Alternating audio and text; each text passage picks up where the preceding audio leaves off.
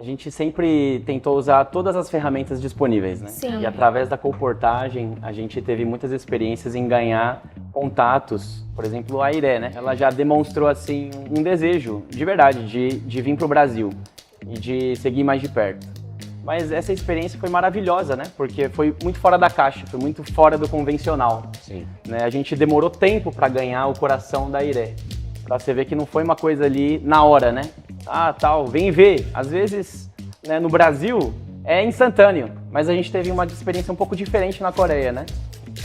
Se você, Brenda, pudesse contar um pouco como é que foi esse contato com a Iré. Hoje, ela é nossa amiga, né? Sim. Hoje ela dá presente, chora, quando vocês falaram que iam pro Brasil. E você vê que a gente realmente ganhou uma amiga, né? Nossa, foi muito boa a experiência que a gente teve com ela. A primeira reunião que ela participou com a gente foi sobrenatural. Ela ficou impactada com o que a gente estava vivendo. E porque a equipe que se juntou foi na Coreia, né? A gente se conheceu na Coreia. E ela achava que a gente se conhecia faz muito tempo. Então, na primeira reunião, eu lembro muito da primeira reunião dela, porque ela começou a fazer imersão, né, tudo. Aí, no final da reunião, eu comecei a conversar um pouco mais com ela. E ela falou assim, nossa, eu nasci na igreja cristã e nunca tive essa conexão que vocês têm, tipo, essa unidade. E eu falei, não, mas a gente se conhece faz um mês, eu acho que tinha, né, um mês que a gente conhecia ela. E ela, como assim? Sim, a gente se conheceu aqui, mas a conexão que nós temos é porque ouvimos uma só palavra. Amém. Amém. Aí ela ficou, uau, super impactada, e desde daquela reunião ela continuou indo, ela também saiu para a reportagem, ela amou, adorou, tipo, a visão dela abriu totalmente. A gente, quando ganha os contatos, ganha as pessoas, não são um número, né? Senão realmente a gente tem que estabelecer essa conexão com as pessoas.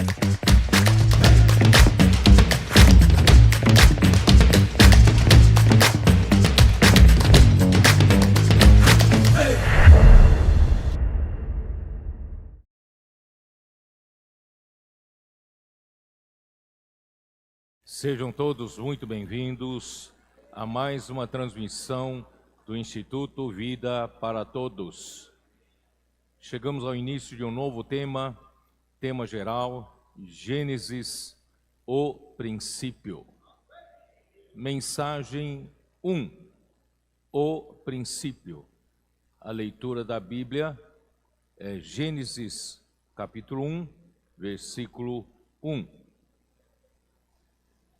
Toda mudança de livro dá uma impressão que nós vamos fazer uma mudança drástica, mas graças a Deus que tudo que vem pela direção do Espírito vem de uma forma muito suave, porque o Senhor já vem preparando uma linha. Eu vou só mencionar esses últimos livros que nós lemos, nós desfrutamos. Por exemplo, quando nós fomos tentar buscar a revelação das duas epístolas do apóstolo Pedro, quando nós entramos na primeira epístola de Pedro e também na segunda epístola de Pedro, nós não tínhamos ainda uma visão completa do contexto da época. E sem o contexto da época, você não entende também o conteúdo das cartas. E graças a Deus, conforme nós somos avançando nos textos bíblicos, o Espírito foi nos revelando, especialmente quando chegamos em segunda carta de Pedro, aqueles que estavam na dispersão na região da Galácia, Capadócia, Ponto, né? E ali nós percebemos que havia alguma coisa que nós não estávamos captando. E aí nós tivemos que voltar a entender o livro de Atos dos Apóstolos. Então, quando nós percebemos que os destinatários das duas cartas do apóstolo Pedro eram aqueles que estavam no primeiro estágio da vida da igreja em Jerusalém, a vida da igreja vigorosa, a vida da igreja modelo para todos nós, onde o Espírito tinha liberdade de ação, porque a igreja estava aberta ao falar do Senhor por meio dos apóstolos, e todos eles perseveravam no ensinamento dos apóstolos, e a comunhão sobre o ensinamento dos apóstolos é a chave, é o segredo para a igreja continuar permitindo que o Espírito atue, opere no meio deles, né?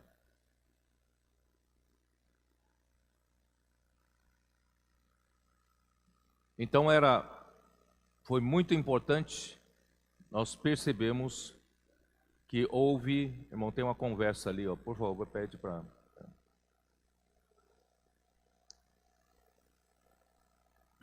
Senhor Jesus. Então nós percebemos que havia alguma coisa que nós não estávamos entendendo, que aquele início maravilhoso da vida da igreja em Jerusalém, nós percebemos que foi interrompido quando iniciou-se a grande perseguição contra a igreja em Jerusalém.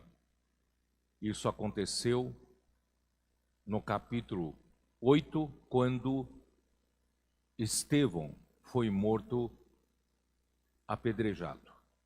E com isso, os irmãos da igreja de Jerusalém tiveram que fugir de Jerusalém e ficaram em dispersão nas regiões, né, dali da Judeia e também de Samaria.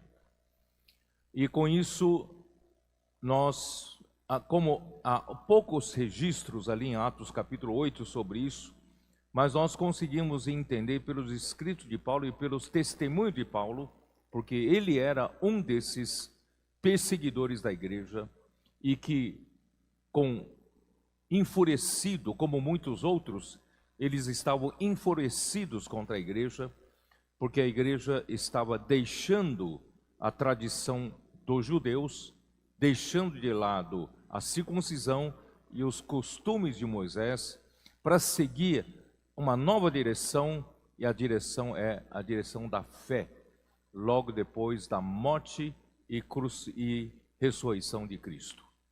E com isso, muitos foram presos, ou outros foram mortos, e isso criou-se uma grande pressão sobre o apóstolo Pedro e, juntamente com ele, os outros 11 apóstolos. Eles eram, de certa forma, taxados de que eram radicais demais e provocaram esse ódio, né, dos judeus, e com isso a igreja sofreu, né, lamentavelmente, muitas perdas. E dessa forma, para amenizar a perseguição,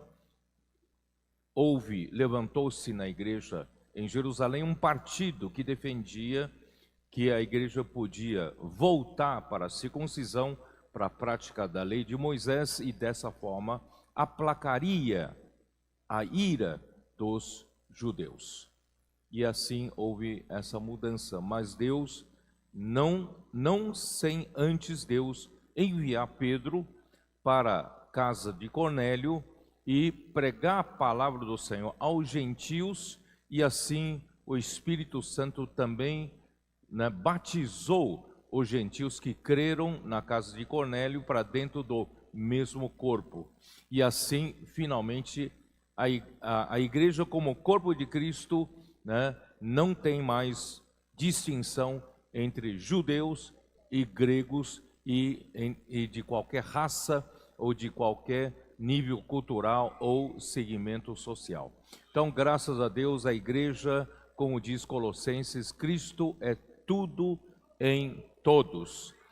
E só que logo depois disso, esses que defendiam que a igreja deveria voltar para a circuncisão, eles passaram a agir de uma forma ainda mais explícita, mais forte, influenciando até mesmo depois que Paulo se converteu, e Deus levantou a Paulo e a Barnabé para a obra do Senhor, isso, né, já em Atos 16, né? E assim, Atos 16, aí começou-se a pregação do Evangelho na terra da Galácia, na terra dos gentios, e quando eles voltaram, chegaram em Antioquia, perceberam que havia alguns desse partido dos que eram da circuncisão, foram até Antioquia para pregar que não basta apenas crer em Jesus, para ser salvo é necessário também serem circuncidados segundo o costume de Moisés. Na definição de Paulo, este é o outro evangelho. Não era o evangelho de Cristo que Paulo e Pedro pregavam. E assim, a partir desse momento, nós percebemos que houve uma grande mudança de rumo, e quando Paulo e Barnabé subiram a Jerusalém para conversar com a liderança da igreja em Jerusalém, nós vimos que quem tomou a decisão final, a definição final, foi Tiago, irmão de Jesus, e não era mais apóstolo Pedro, que Deus havia encarregado Pedro como liderança, né, na obra do Senhor naquele primeiro tempo. E dessa forma, a partir de Atos capítulo 15, nós vimos que a igreja de Jerusalém preferiu a liderança de Tiago, porque ele era o moderador, e a igreja voltou à prática da lei, à prática da circuncisão. A partir desse momento, a igreja de Jerusalém deixou de ser aquela igreja vigorosa, que Espírito fazia milagres e sinais, se tornou uma igreja que praticava a lei, voltou para o judaísmo, né? Então, ficou uma mistura entre a fé e a lei. O Espírito, então, não tinha mais espaço para atuar, e apóstolo Pedro não tinha mais quem apreciasse, né, o ensinamento dos apóstolos, e dessa forma ele se retirou, né? Nós não temos certeza, depois disso ele passou por que lugares, pode até ter passado na região da Judéia, Samaria, mas a primeira Pedro provavelmente tenha sido escrito na Babilônia, e alguns acham que Babilônia ali era figurativo, pode ter sido até própria Roma, mas nós não sabemos exatamente, mas não estava mais em Jerusalém. E na segunda Pedro, né, isso já são, primeira Pedro foi escrita no ano 64, e a segunda Pedro ano 67. E na segunda Pedro ficou mais evidente ainda que esses de Jerusalém, que não seguiam mais a direção dos apóstolos, seguiam a Tiago voltando à prática da lei, eles se tornaram opositores à obra do Senhor que Pedro fazia, que João fazia, e também o que Paulo fazia. Essa história que estava um pouco escondida, um pouco oculta, um pouco secreto, né? E nós não entendíamos. Aí sim, quando nós entendemos o contexto, nós entendemos também as duas epístolas de Pedro de uma forma muito melhor. Então, graças a Deus, Pedro chamava, né, esses que eram judaizantes, de falsos profetas e falsos mestres, né, que haviam introduzido até heresias, introduzindo outro ensinamento, e que eles eram escarnecedores da palavra que Deus dava por meio dos apóstolos, e ele passou a definir o que era a palavra profética. A palavra profética é a única palavra viva que conduz a igreja até a volta do Senhor. E essa palavra é uma candeia, né, que brilha em um lugar escuro. Irmão, nós não temos outra direção a tomar se não tivermos a palavra profética. Graças a Deus, irmãos, hoje a igreja tem uma direção clara. Nós não estamos no escuro sem direção. Graças a Deus nós temos a palavra profética nos apontando a direção e também trazendo o governo de Deus. Isso é muito importante. E dessa forma, quando nós vimos isso, vocês se lembram? Então, quando estudamos isso, nós voltamos um pouco para o contexto do livro de Atos dos apóstolos, né? E com isso,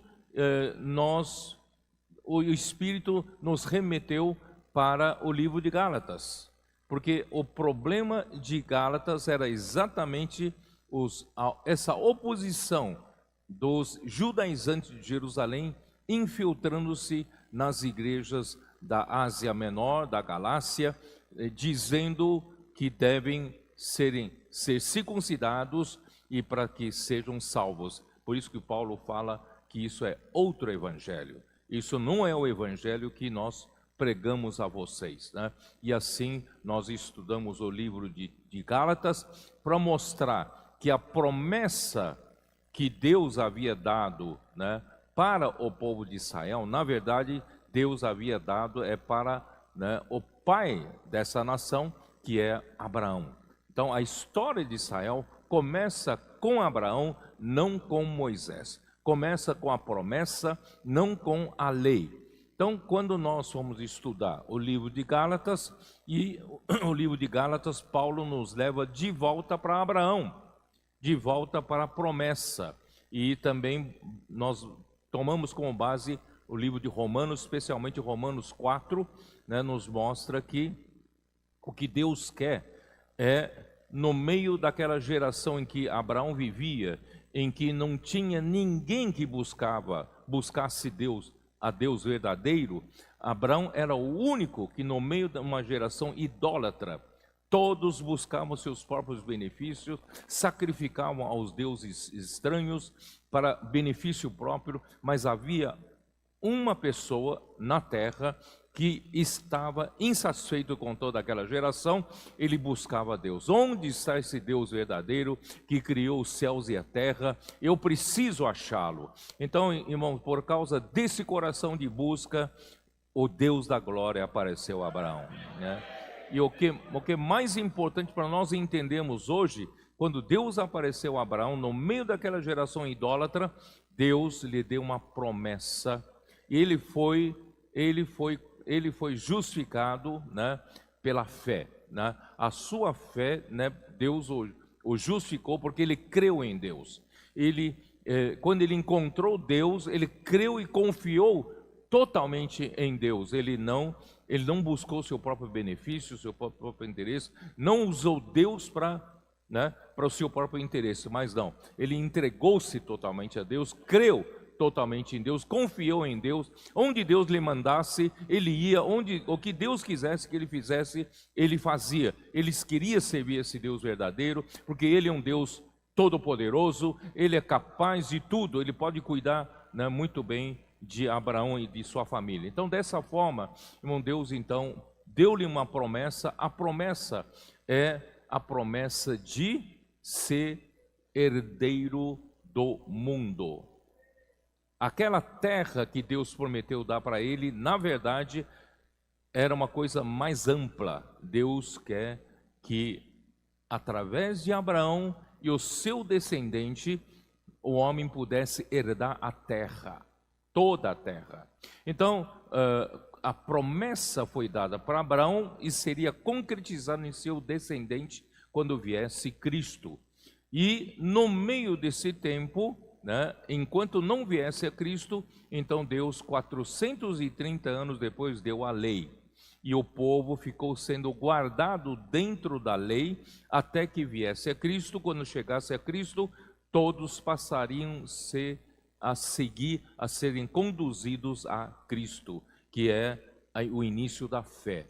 Infelizmente, eles rejeitaram. Nesse meio tempo, eles fizeram da lei uma coisa religiosa, fizeram disso uma religião morta, que guardasse a lei, e eles passaram a não ouvir a palavra de Deus, quando Deus mandava os seus mensageiros, mandava os seus profetas. Eu já falei na mensagem de ontem, o homem ele quer montar sua própria estrutura, e quando na verdade Deus quer trazer o seu governo aqui na terra, mas o homem rejeita esse governo quando já tem a sua própria estrutura montada. Ele não quer mudança, ele já está bem acomodado. Irmãos, é isso que aconteceu em toda a história né, de Israel. E graças ao Senhor veio a Cristo, só que eles mataram, né, o Senhor que veio trazer a concretização dessa promessa. Mas Deus não desistiu, porque Deus sabe que a partir da vinda de Cristo seria gerada a igreja. E agora, irmãos, nós, a igreja, é que temos a responsabilidade de fazer cumprir a vontade de Deus, que é encabeçar Cristo sobre todas as coisas, mas em primeiro lugar, nós precisamos ser a plenitude daquele que a tudo enche em todas as coisas. Então, enquanto estamos aqui na terra pregando o evangelho do reino para buscar mais terra, que é o coração dos homens, ao mesmo tempo Deus está, através da palavra que está sendo, né, inculcada em nós, está nos santificando através da palavra que é a verdade. A tua palavra, disse o filho ao pai, né, santifica-os na verdade, a tua palavra é a verdade. Então, graças a Deus, hoje, né, quem nos convida, os convidados nossos hoje, vocês percebem que nas nossas reuniões nós temos muita imersão na palavra, temos grito de guerra. Que nós temos fazendo? Não são palavras vazias, são palavras que Deus fala conosco, e essas palavras precisam ser inculcadas, precisam ser gravadas no nosso coração. E aí a verdade é depositada em nós, e ao mesmo tempo a palavra é como uma lavagem, né? Efésios capítulo 5 fala, Deus está santificando a sua igreja por meio da lavagem de água pela palavra. E a palavra está eliminando todos os elementos do velho homem de nós, e está colocando os elementos do novo homem em nós, e estamos cada vez mais sendo santificados.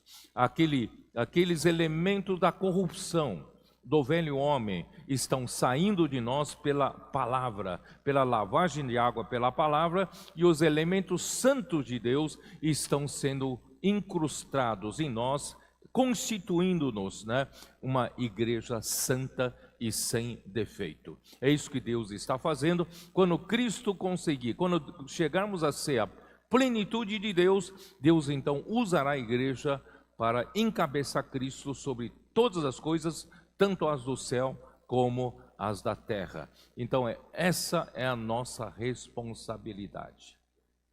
Mesmo que a maioria dos cristãos, a maioria dos irmãos, estão totalmente alheios a isso, desapercebidos disso. Mas o Senhor precisa, na Bíblia, existe o princípio de vencedores. O Senhor precisa de vocês. Vocês não podem estar distraídos. Vocês não podem estar alheios. Vocês precisam ser como Abraão, né? Nós precisamos estar, né? Nos consagramos totalmente para o Senhor, para que o Senhor nos use para fazer a sua vontade.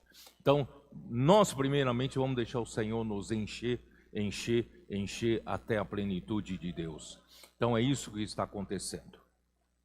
E nós fomos para o livro de Gálatas, e o livro de Gálatas nos levou para o Gênesis, nos levou para Abraão, não é isso?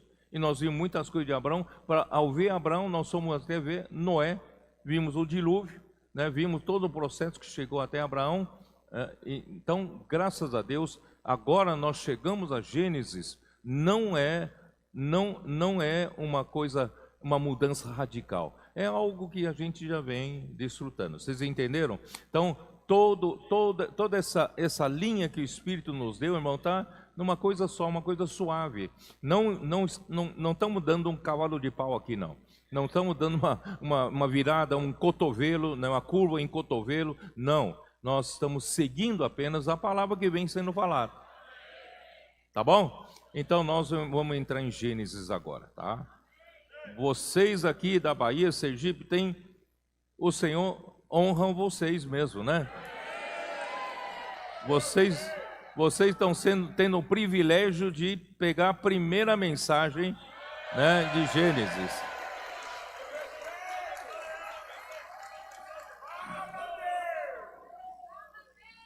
Por isso eu confio, sabe? Que os últimos serão os primeiros. Não pela capacidade de vocês, pela simplicidade, pelo amor à palavra, pela simplicidade que uma criança tem, né? E também tem um espírito aflito e abatido. Vocês não têm nada para se gabar, não tem nada para se orgulhar, mas vocês têm a palavra, vocês têm o Espírito Santo, e vocês têm o poder de Deus. Poder não é do homem, é poder de Deus. Por isso Deus escolheu as coisas desprezíveis desse mundo. Deus escolheu as coisas fracas para envergonhar as fortes. Por isso, irmãos, eu tenho esperança de que Bahia Sergipe ainda vai se tornar um modelo para as igrejas. Conservem essa simplicidade, conservem essa humildade, mas confiando na palavra do Senhor, não deixar o Espírito trabalhar. Então vamos lá. Hoje, a primeira mensagem, eu vou falar sobre o princípio.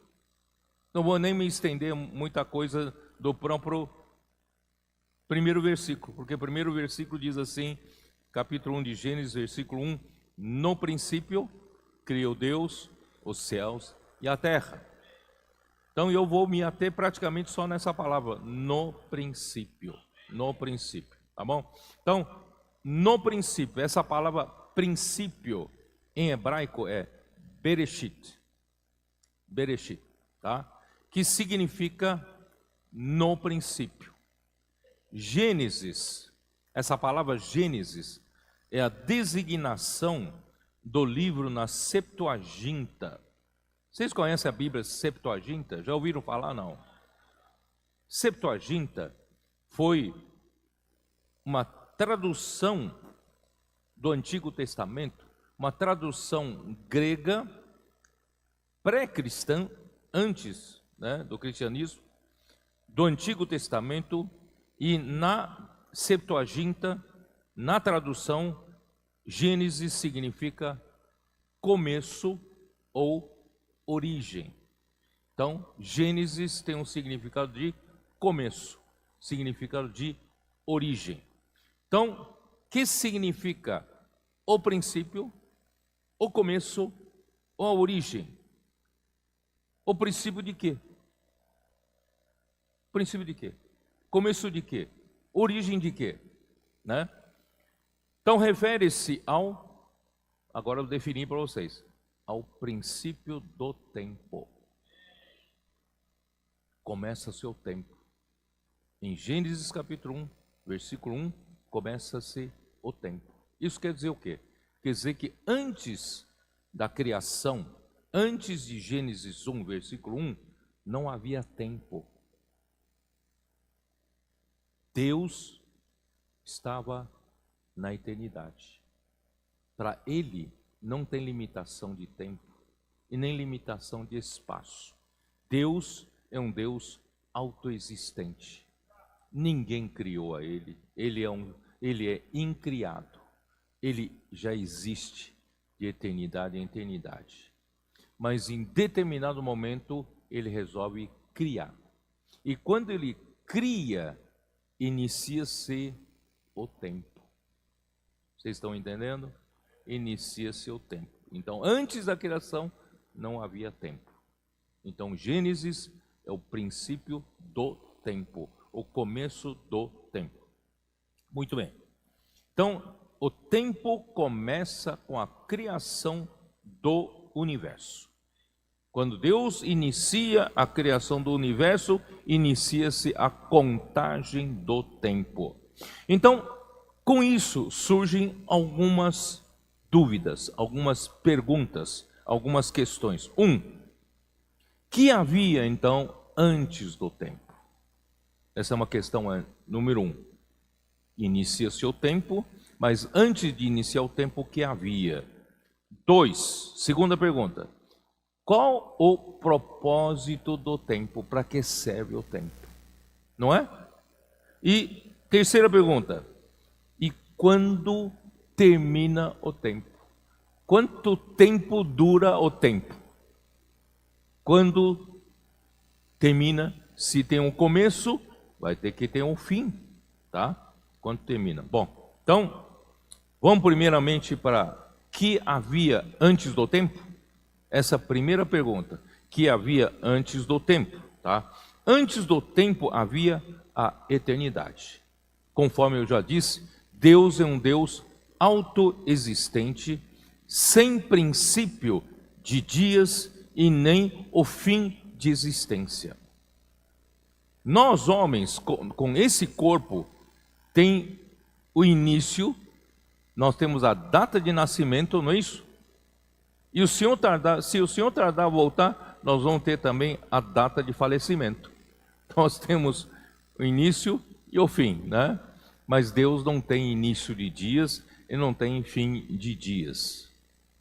É por isso que, né, depois vou falar melhor sobre isso, por isso que quando Deus nos criou com um espírito humano e nós nos tornamos uma alma vivente. O nosso corpo é limitado no tempo e espaço, mas graças a Deus que o nosso espírito, a nossa alma são eternos. Bom, então que havia, né? Que havia antes do tempo? Vamos então ler alguns versículos que você já conhece. Isaías 57, 15. Que havia antes do tempo? Havia Deus, né? Não havia outra coisa, havia Deus. E versículo 15. Porque assim diz o alto, o sublime, que habita a eternidade, o qual tem o nome de Santo.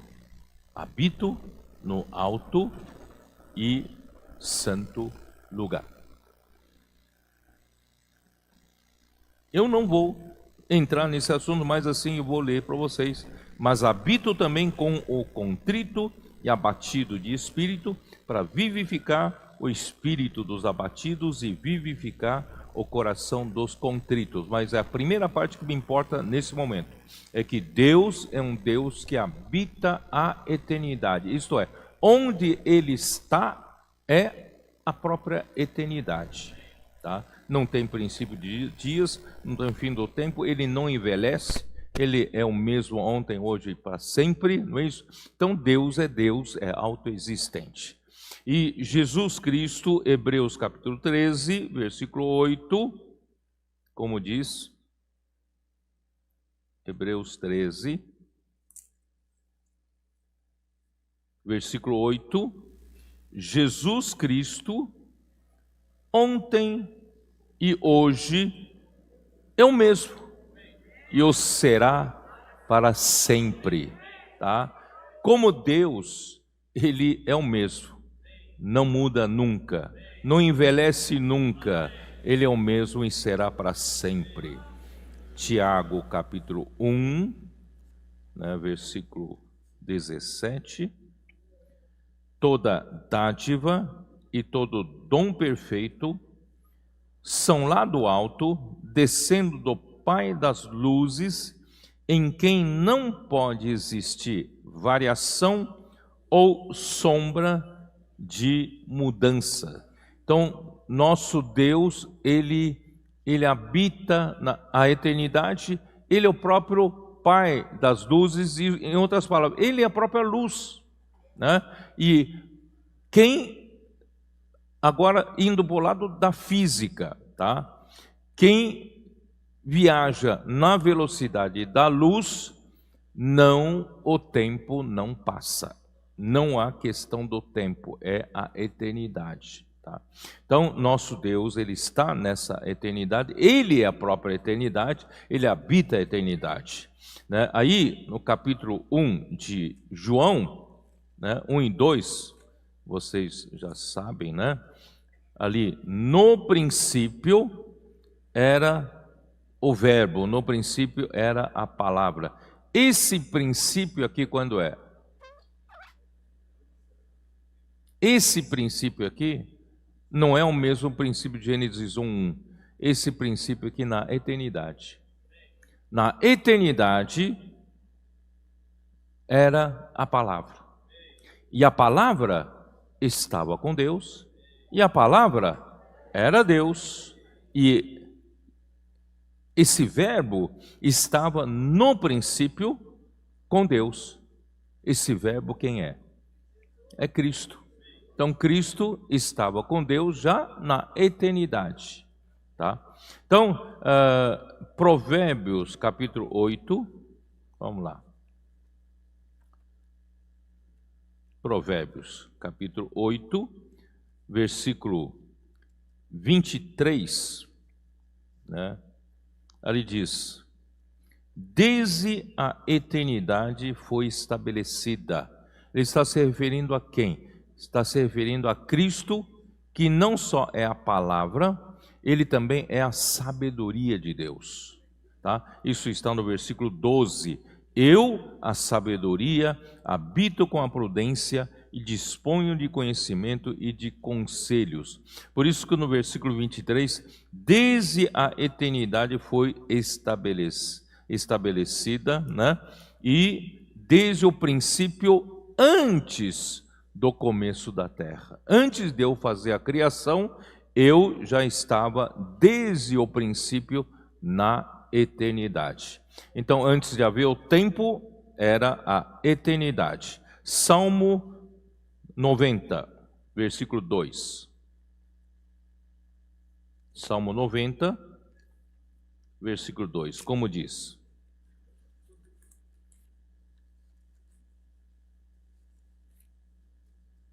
Antes que os montes nascessem e se formassem a terra e o mundo, de eternidade a eternidade, tu és Deus.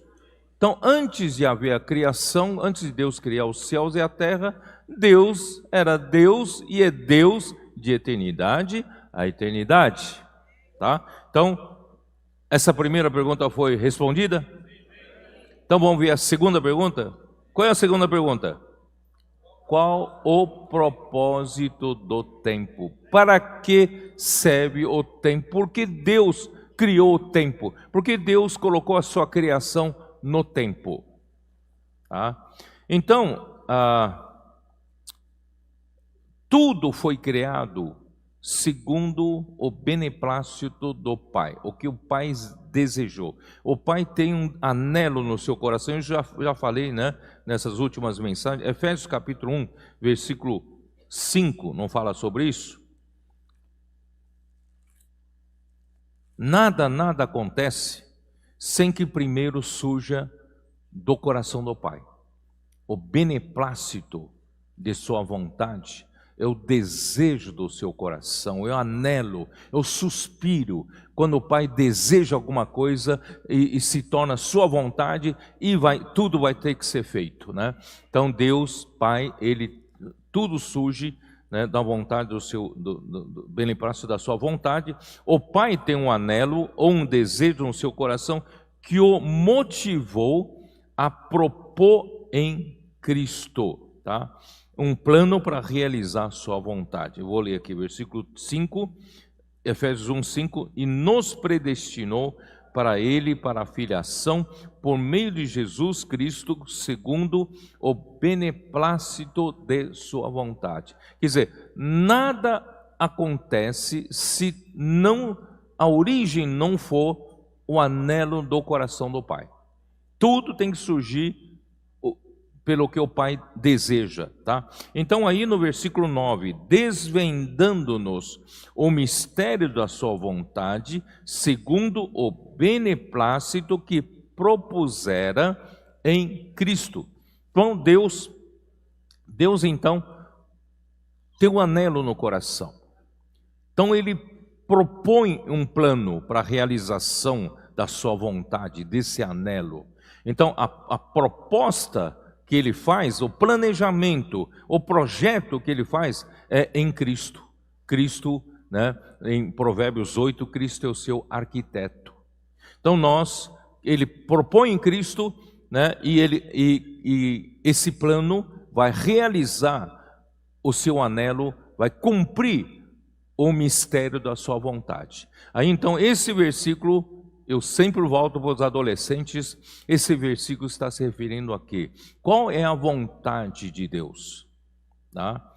Aí versículo 10, é de fazer convergir em Cristo, na dispensação da plenitude dos tempos, todas as coisas, tanto as do céu como as da terra. Que significa na dispensação da plenitude dos tempos? O que significa isso? Aqui está bem claramente explicado que o tempo existe somente para fazer a vontade do Pai. Ou não está claro aqui? Né?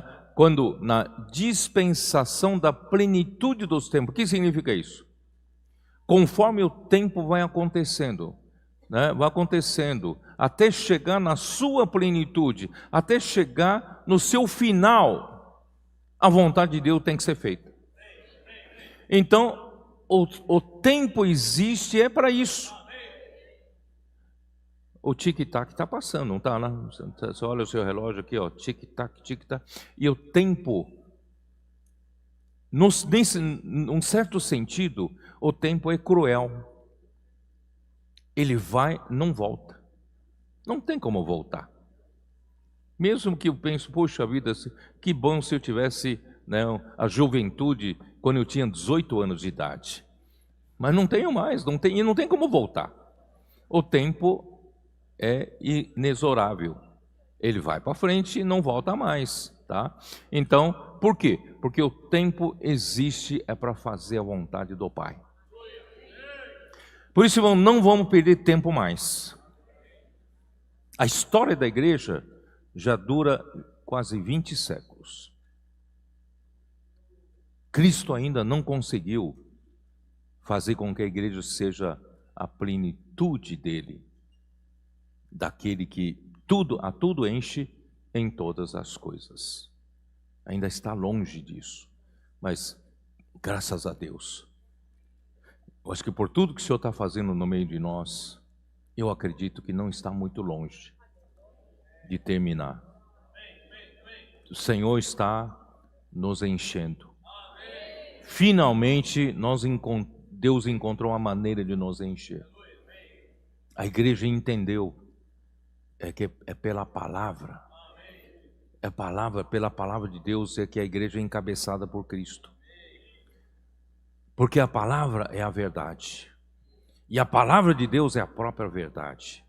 E essa verdade precisa nos encher, que essa verdade é próprio Cristo.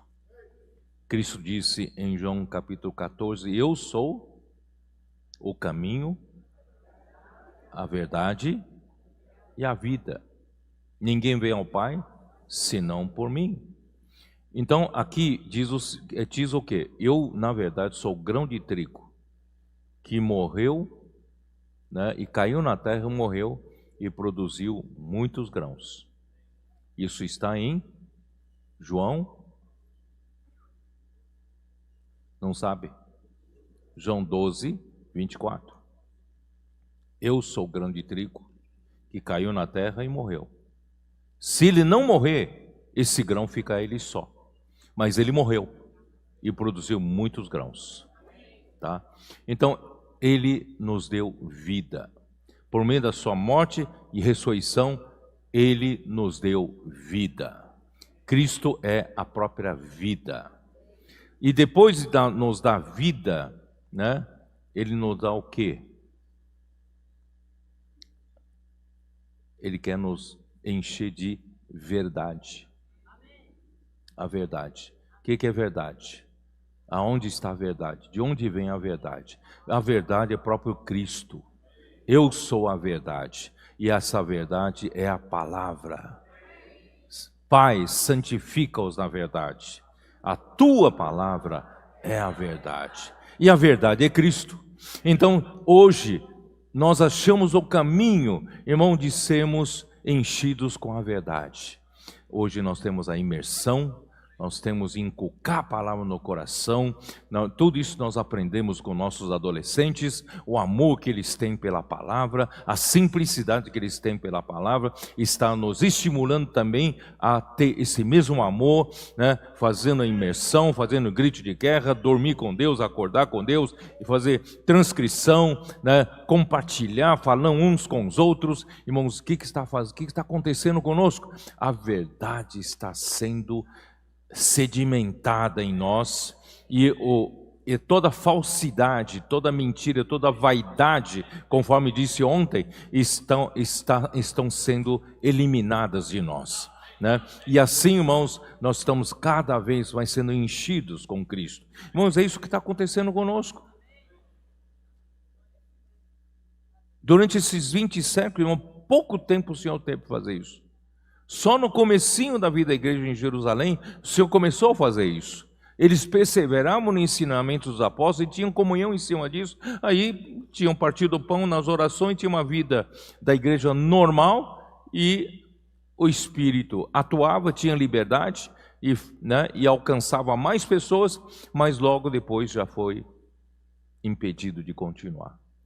E agora, irmãos, graças a Deus, nós retomamos esse caminho. Portanto, vamos continuar nesse caminho.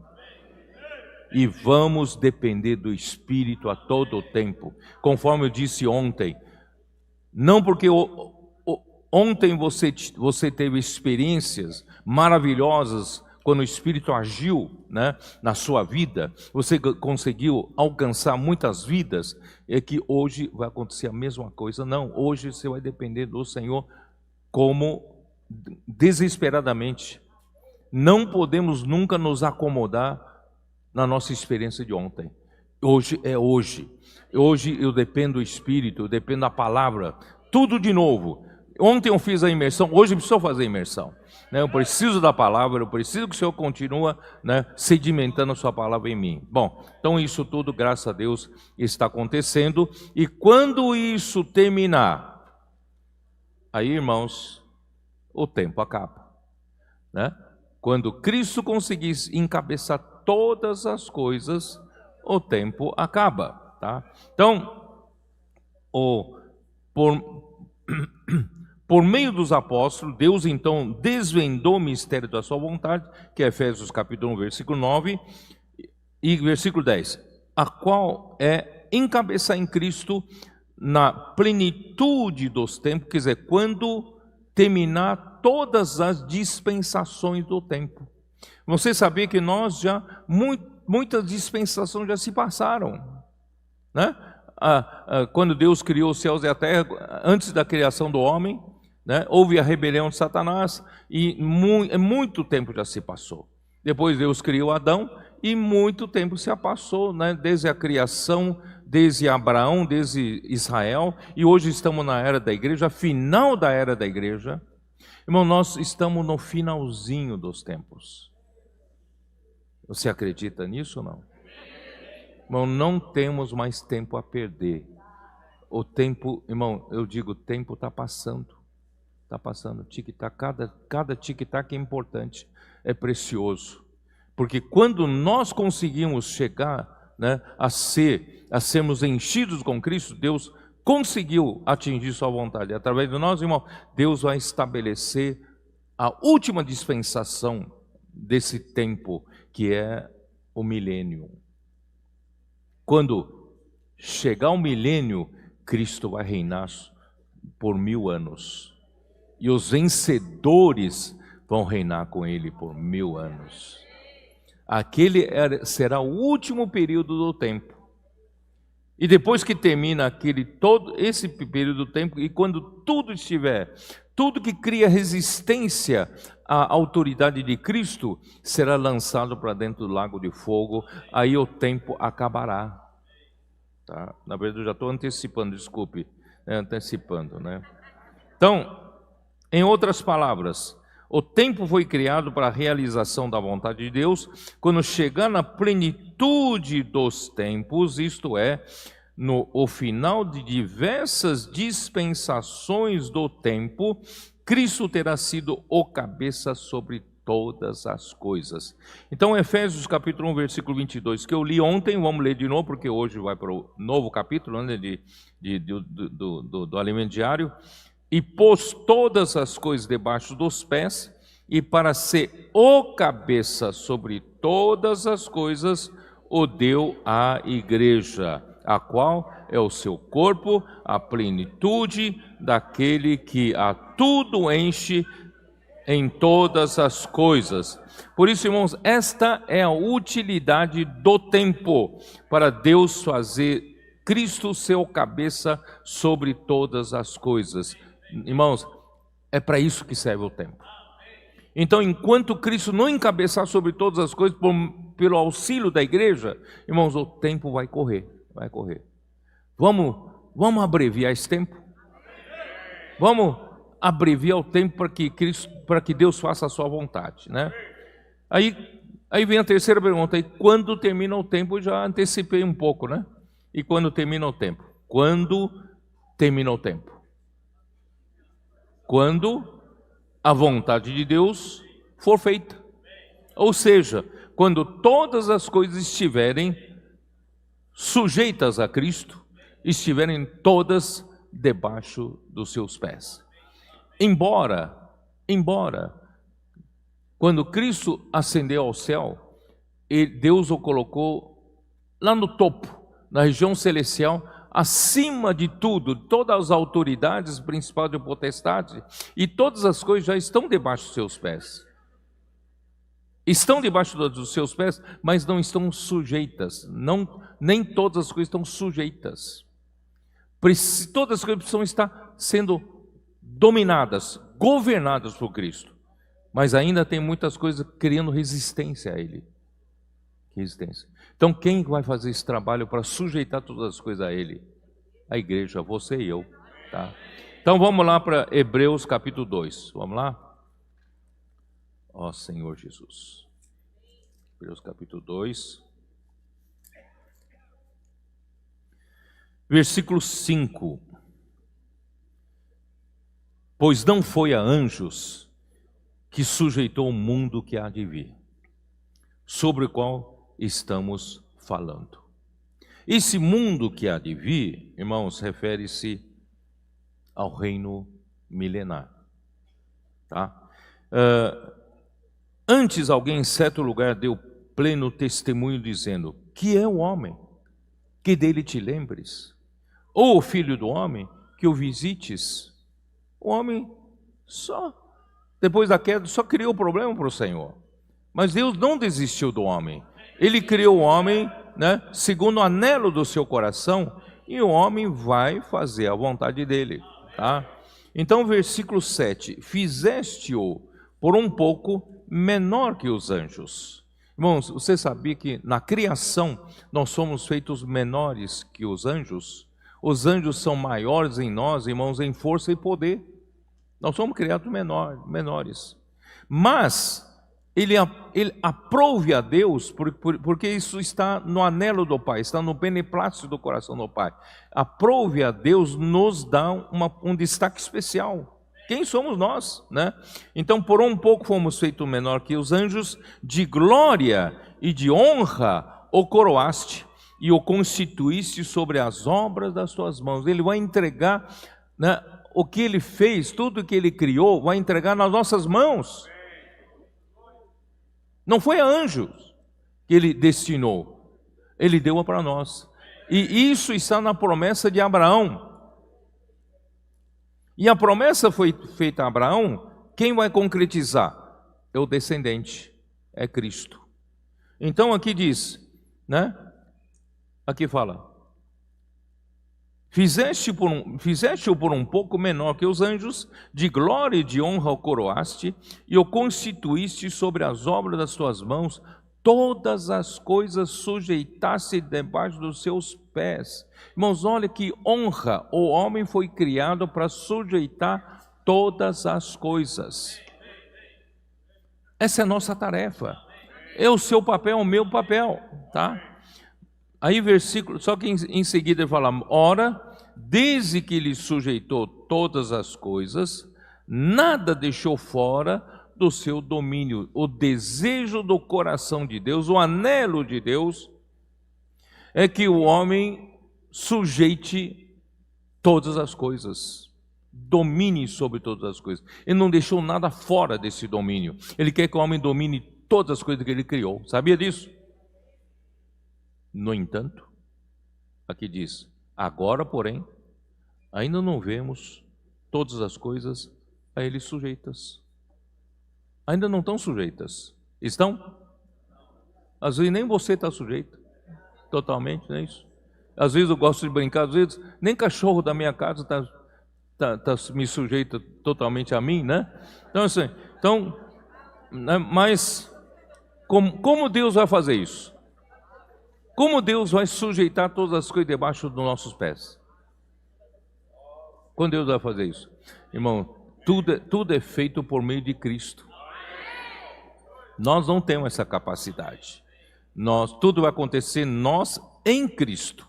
Por isso, em seguida, ele fala: vemos, todavia, aquele que por um pouco, tendo sido feito menor que os anjos, Jesus, por causa do sofrimento da morte, ele foi coroado. Ele já foi, não foi? Foi coroado de glória e de honra, para que pela graça de Deus provasse a morte por todo homem. Foi importante ele morrer por nós, não é isso? Para terminar todo o velho homem e fazer nascer o novo homem, né? E ele foi, né? E porque convinha que aquele por cuja causa e por quem todas as coisas existem, tá? Todas as coisas existem por causa dele, conduzindo muitos filhos à glória. Eu esqueci de terminar em João 14:6, né? Eu sou o caminho, a verdade e a vida. Eu mostrei para vocês que Cristo veio, morreu, ressuscitou, nos deu a vida. E pela vida recebida, nós temos condições de sermos constituídos com a verdade. É ou não é? Santificados pela verdade. Santifica-os na verdade. A tua palavra é a verdade.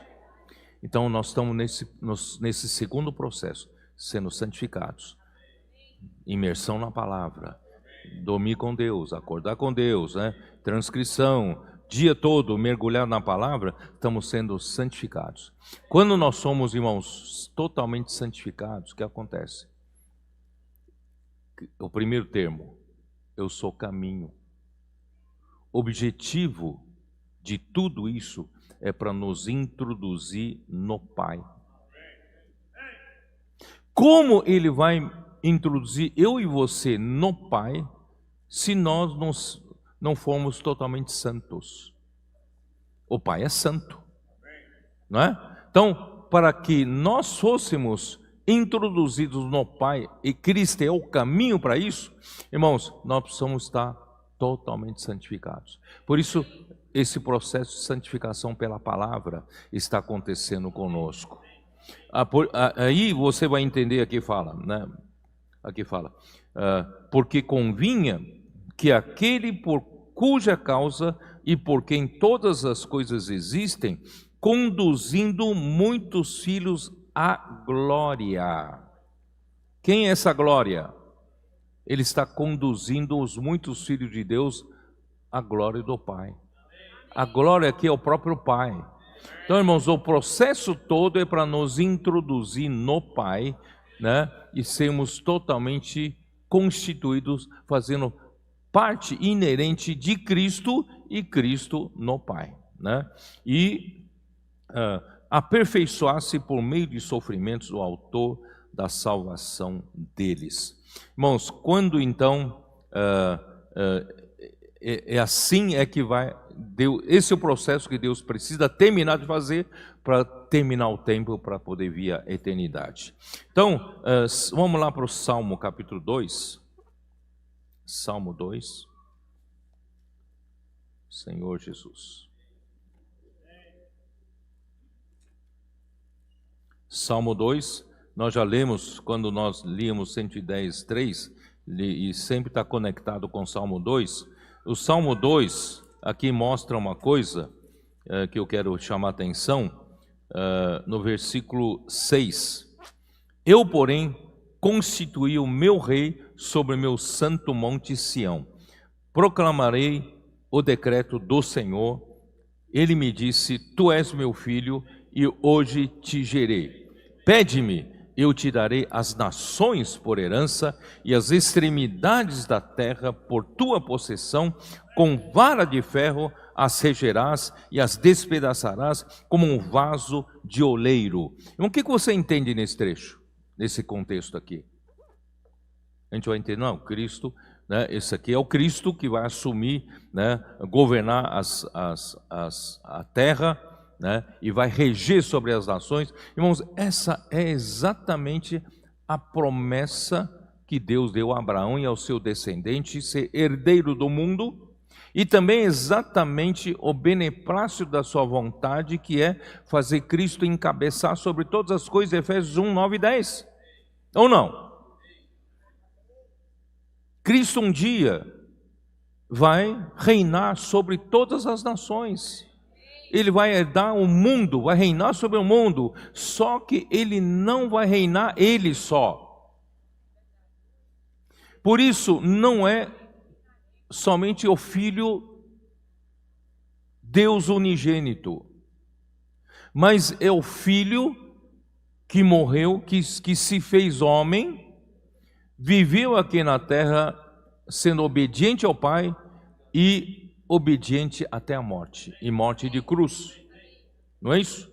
Então, irmãos, quando na ressurreição, o que aconteceu? Deus Pai o fez o quê? Seu Filho primogênito. Quer dizer, Deus quer introduzir o homem nessa herança. Deus quer que o homem participe de herdar sobre todas as coisas. Deus quer que o homem participe de reinar sobre todas as coisas. Então Deus quer coroar o homem com glória e honra, para que ele seja aquele que em Cristo governe as nações.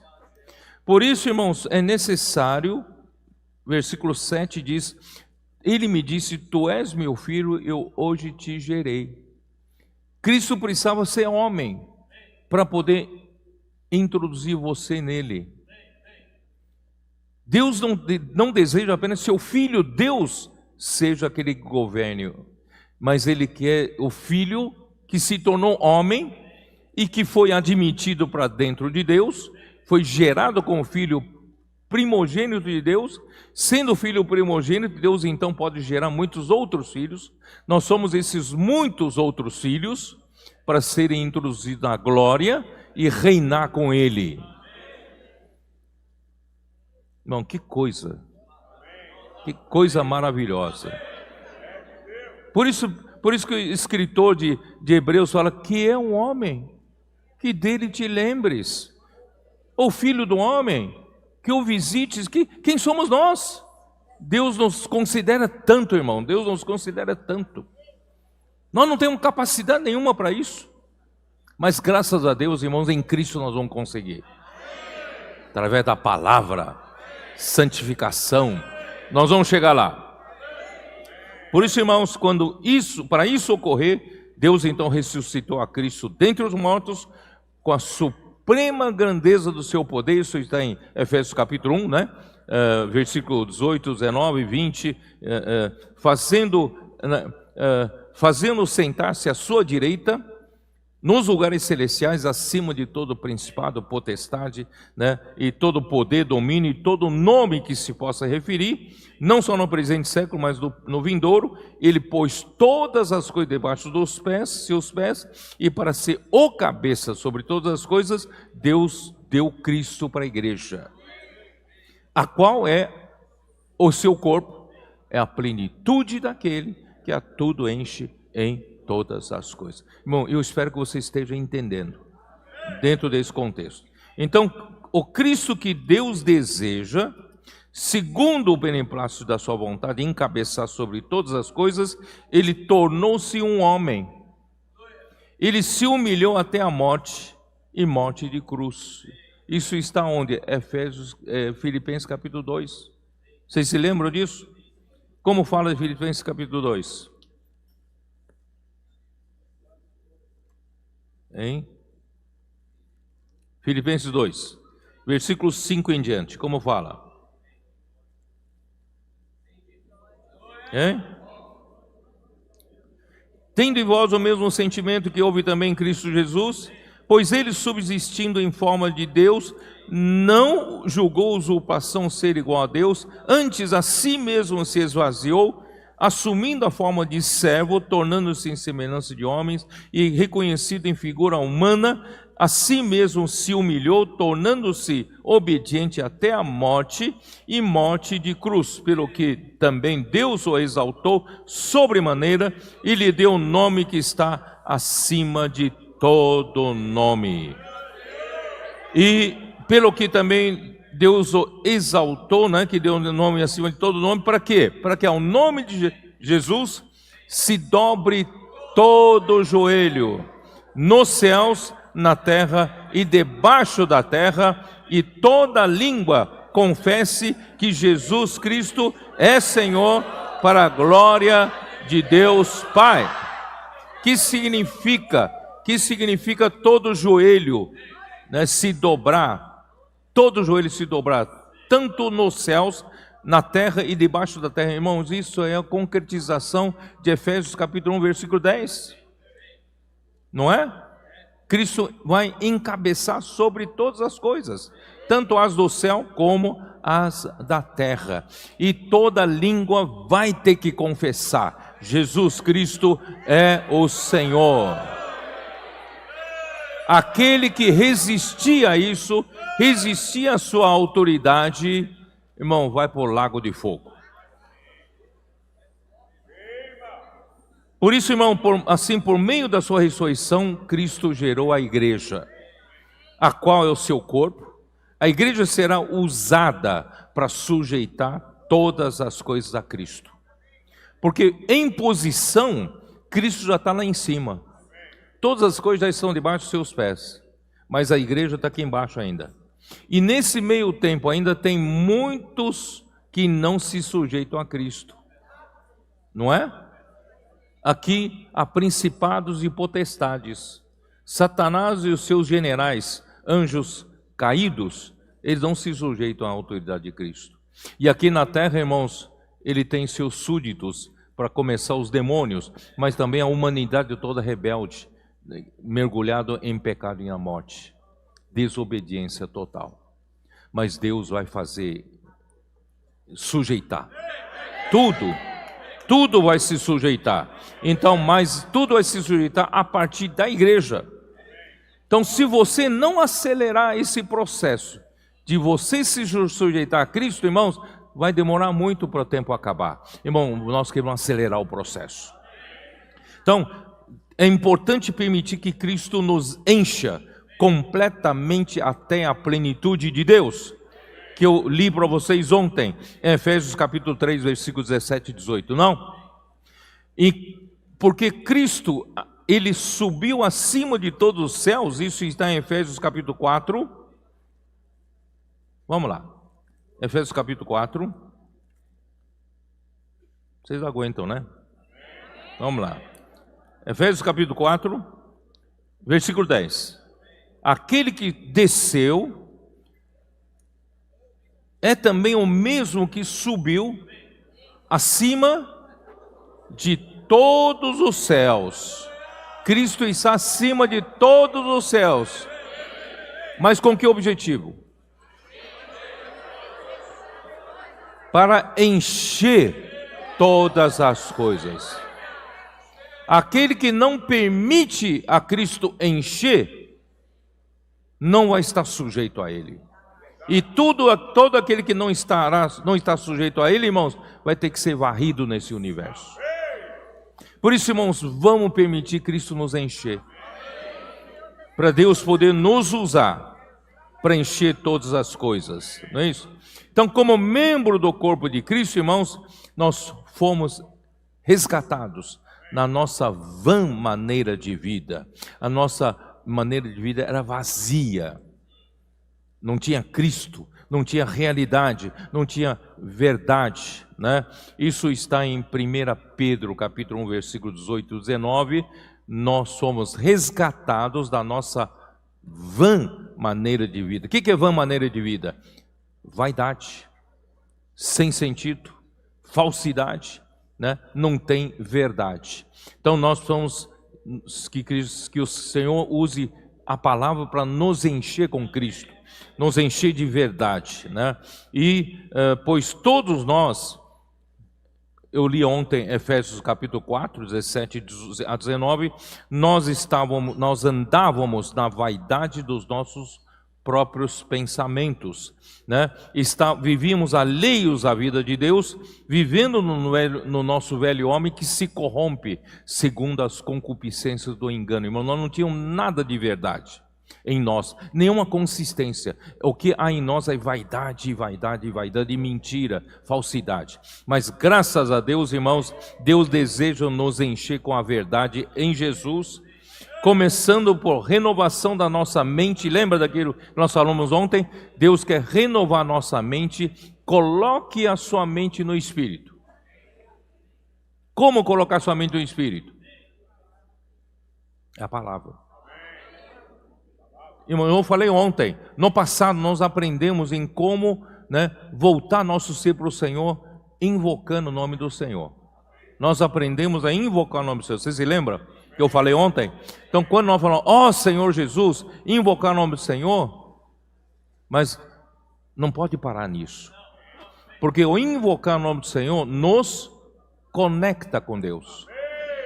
Que nem o seu celular, sem conexão, se você não tiver conexão, não serve para nada o seu celular, não é isso? Então você precisa se conectar. Essa conexão é por meio do invocar o nome do Senhor. Quando você fala, ó Senhor Jesus, você se conecta com Deus. Mas depois de se conectar com Deus, você precisa receber mensagens. Ou não? Você não para só na conexão. A conexão tem uma finalidade, para você receber a palavra, você receber a verdade, para você ser enchido por meio da palavra, tá? Ó Senhor Jesus, onde eu estou?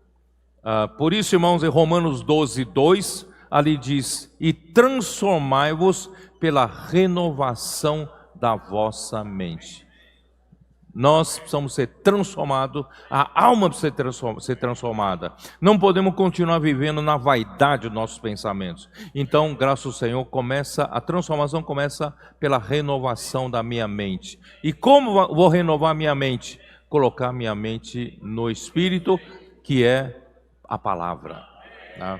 Assim, a igreja, para a igreja se tornar a plenitude daquele que a tudo enche em todas as coisas, irmãos, ela precisa, primeiramente, ela mesma se sujeitar completamente a Cristo. Irmãos, é isso que o Senhor está fazendo com você e comigo. Agora, nesse exato momento.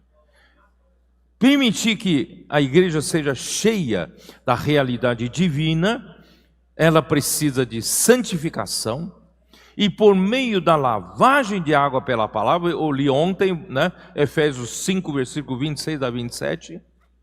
Por meio da lavagem de água pela palavra, os elementos do nosso velho homem, os elementos da vaidade dos nossos pensamentos, né, serão substituídos pelos elementos santos da vida e natureza de Deus.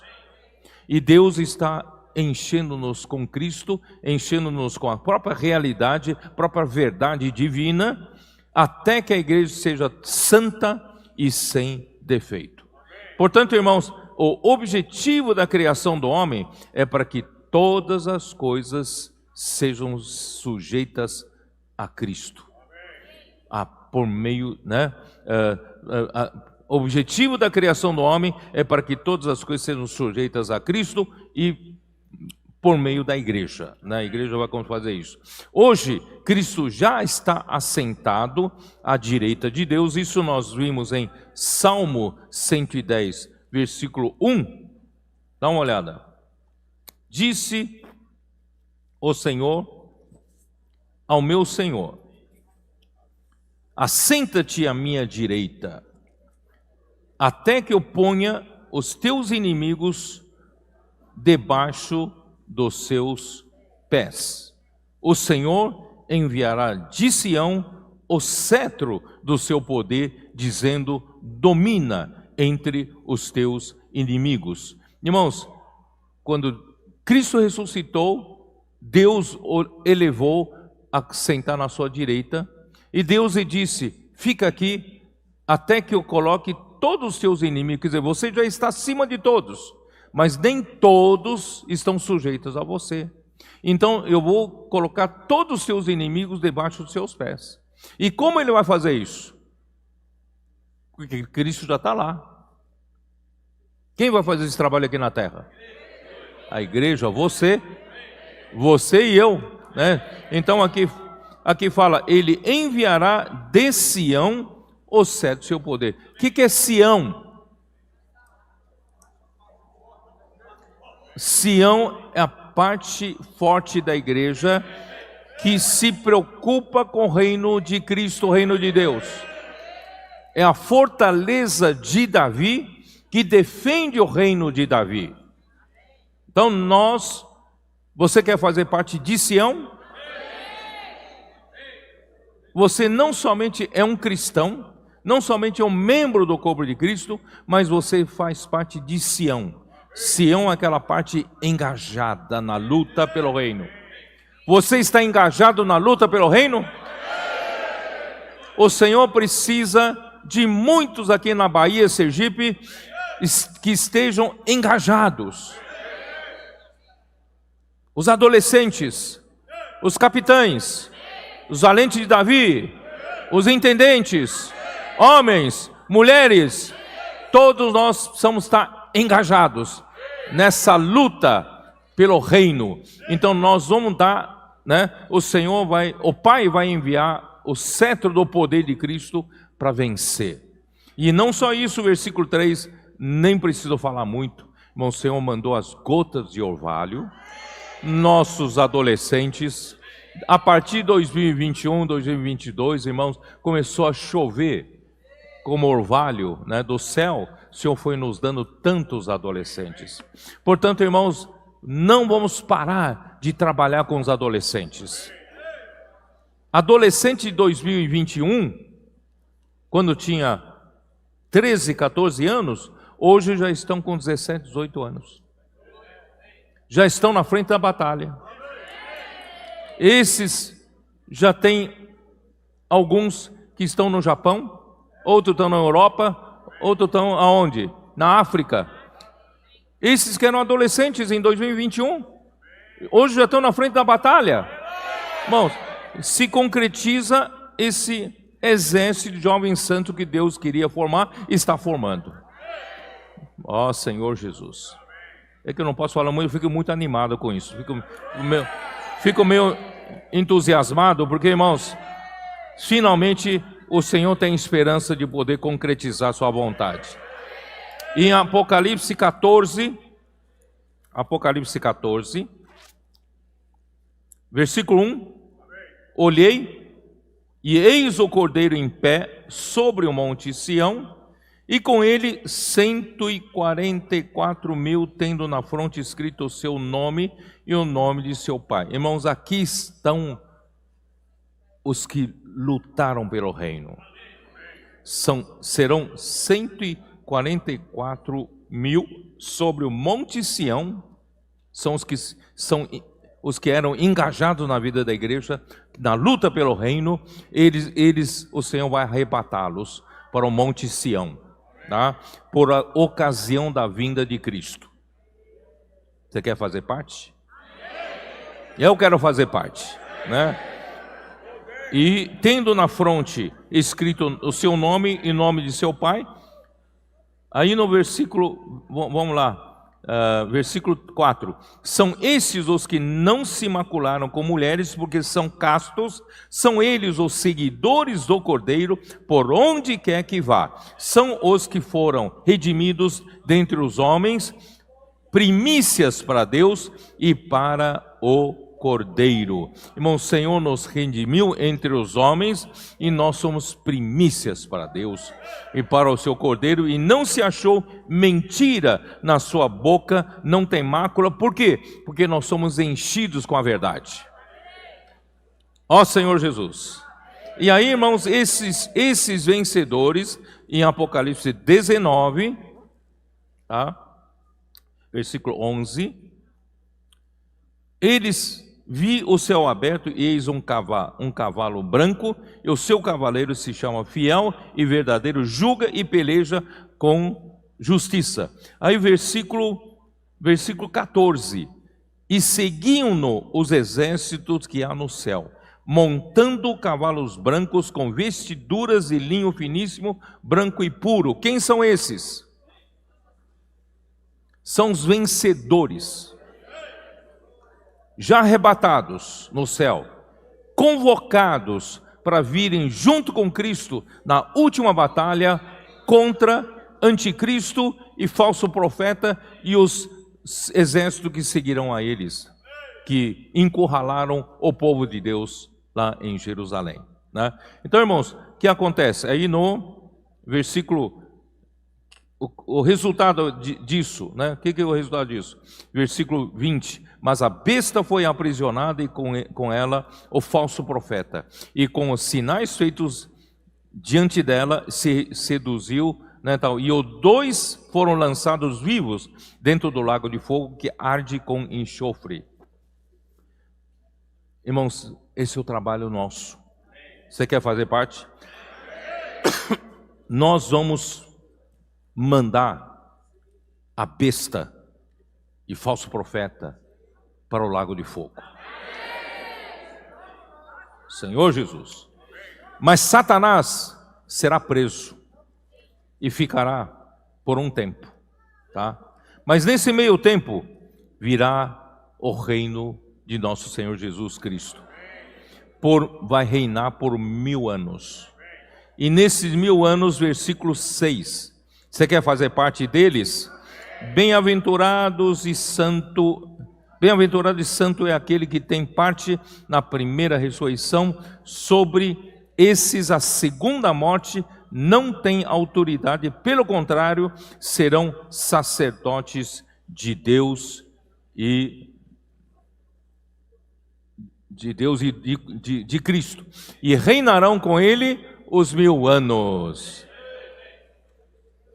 Você quer reinar? Eu quero reinar com o Senhor.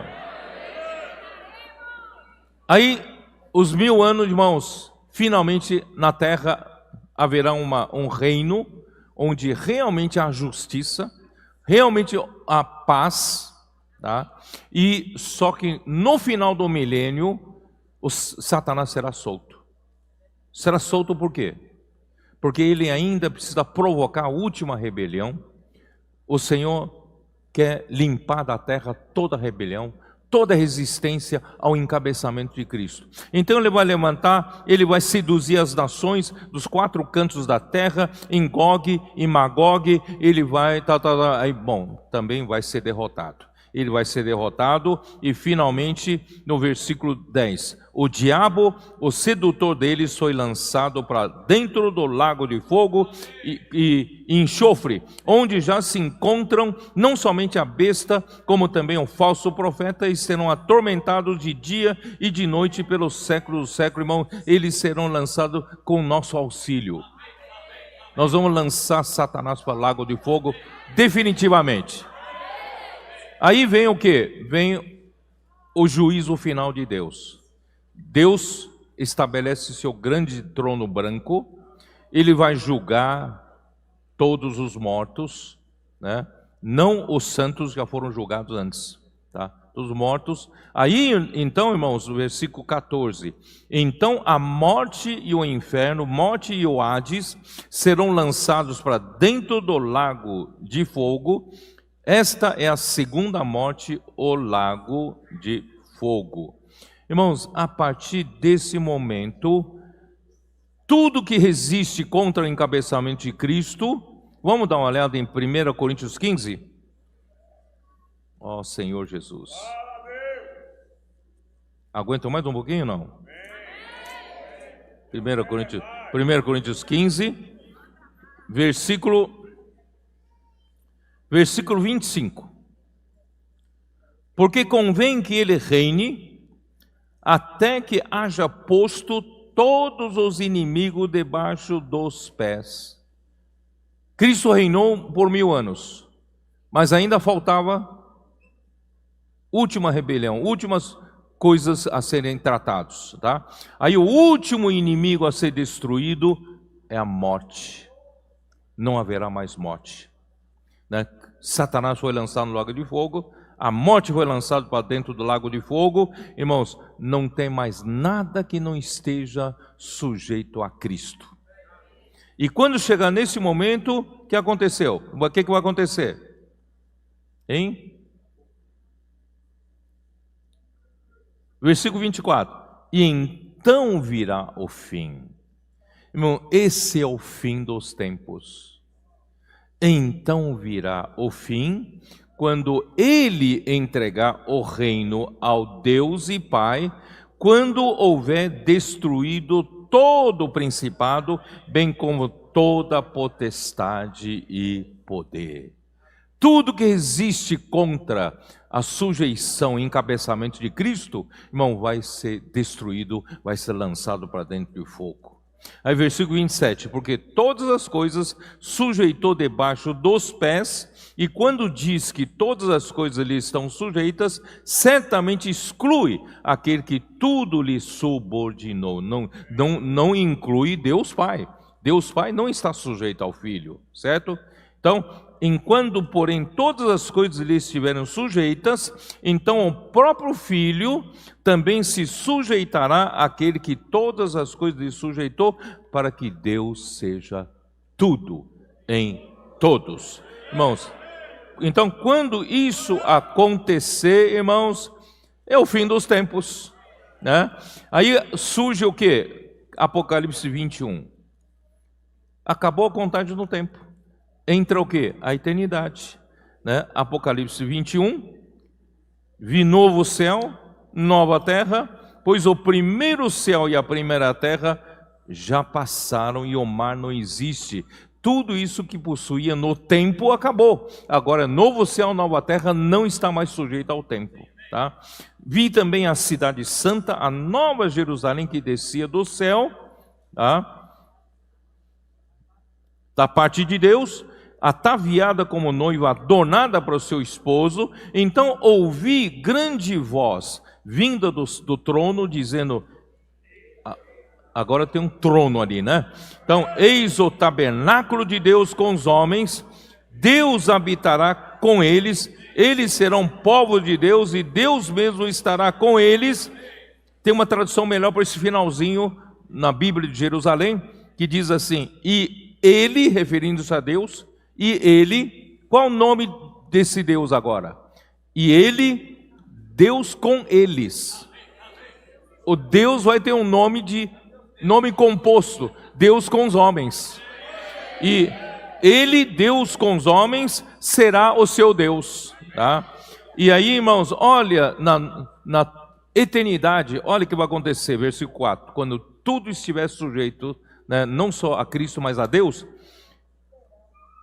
e ele lhes enxugará dos olhos toda lágrima. Hoje, irmão, nós ainda temos lágrimas quando semeamos a palavra. Os comportores, né?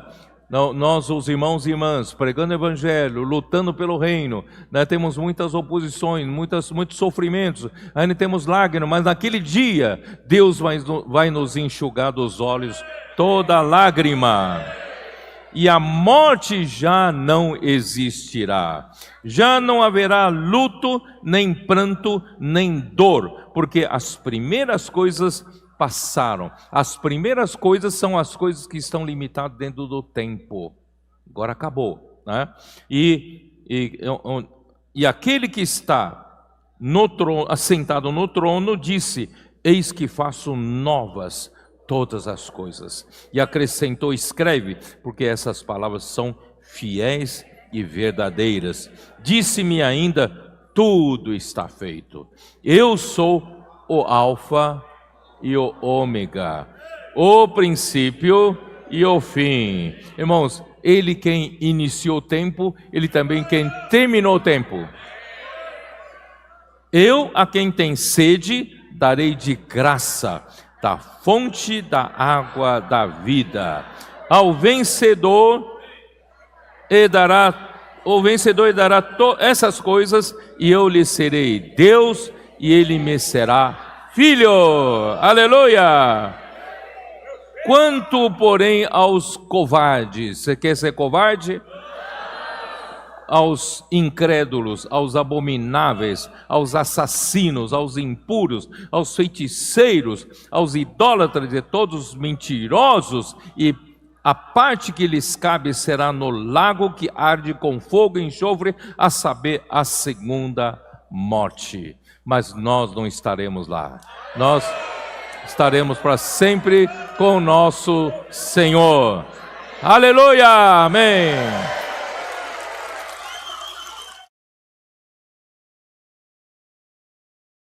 Have the direction of what we can do. Namibia shall never be the same because of the prophetic word. Yes. The immense is so wonderful. We were immensing, we were receiving the dimension, and we practice. It's so wonderful and very good. We're really immersed in the word, and we are very much happy for this. We just want to say thank you, and we are ready to do the work. Zambia will be happy because they will receive the message.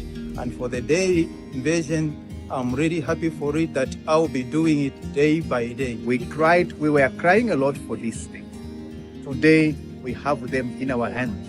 I have learned something now. I'm going to Zimbabwe and do and practice what I have learned here. People have received it. The church have received it. The church have received everything. We are ready to go. We are ready to follow the direction and the new direction. We have the new beginning. This is our new beginning with us. You shall hear from us and you see us. We thank you very much for this mission.